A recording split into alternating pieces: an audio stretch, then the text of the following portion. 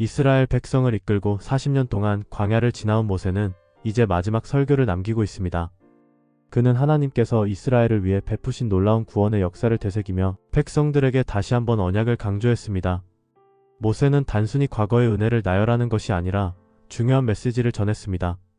그것은 바로 이스라엘이 반드시 하나님의 언약을 지켜야 한다는 것입니다. 그는 말했습니다.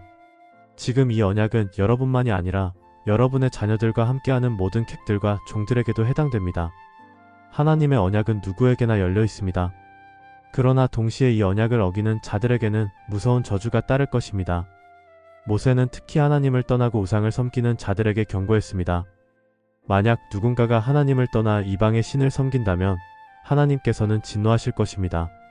그 땅은 황폐해지고 모든 민족이 그를 보고 조롱할 것입니다.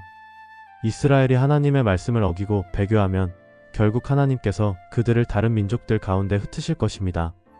하지만 모세는 절망만을 이야기하지 않았습니다. 그는 하나님의 약속은 변하지 않으며 이스라엘이 하나님께 돌아오기만 하면 다시 회복될 것이라고 말했습니다.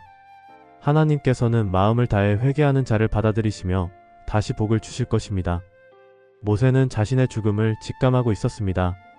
이제 가나안 땅을 눈앞에 두었지만 그는 그 땅에 들어갈 수 없습니다. 그래서 그는 이스라엘 백성들에게 마지막 당부를 남겼습니다. 두려워하지 말고 담대하십시오. 하나님께서 여러분과 함께 하십니다. 그리고 그는 후계자로 여호수아를 세웠습니다. 그는 여호수아에게 손을 얹고 말했습니다. 강하고 담대하십시오. 하나님께서 당신과 함께 하실 것입니다. 마지막으로 모세는 백성들에게 한 가지 중요한 명령을 남겼습니다. 그것은 바로 율법을 후세대에게 전수하는 것이었습니다. 그는 말했습니다. 7년마다 돌아오는 면제년의 초막절에 모든 백성이 모여 율법을 낭독하십시오. 그렇게 해서 이스라엘의 다음 세대가 하나님을 경외하고 그분의 법을 따르는 법을 배우게 하십시오. 모세의 설교는 단순한 유언이 아닙니다. 그는 이스라엘 백성들에게 하나님의 언약을 기억하라고 간절히 호소하고 있습니다. 하나님께서는 이스라엘을 구원하셨고 보호하셨으며 약속의 땅으로 인도하고 계십니다. 하지만 이스라엘이 하나님의 말씀을 떠난다면 결국 심판을 피할 수 없습니다.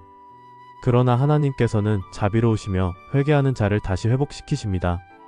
이제 이스라엘은 새로운 시대를 맞이하게 됩니다. 모세는 떠나고 여호수아가 이끄는 시대가 시작됩니다. 하지만 가장 중요한 것은 무엇일까요? 그것은 바로 하나님을 기억하고 그분의 말씀을 지키는 것입니다.